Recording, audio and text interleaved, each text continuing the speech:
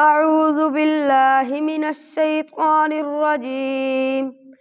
بسم الله الرحمن الرحيم. ألم تر كيف فعل ربك بأصحاب الفيل؟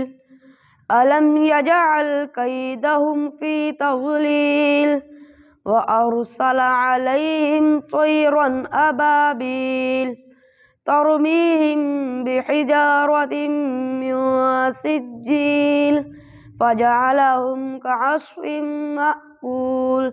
بسم الله الرحمن الرحيم.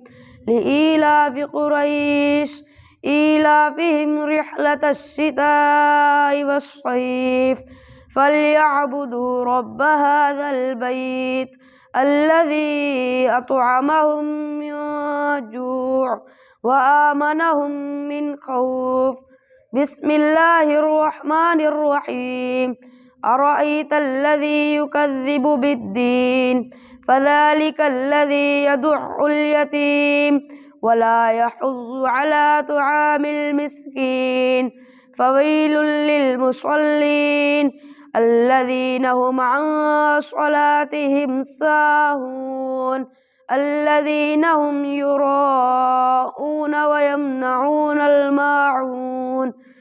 بسم الله الرحمن الرحيم.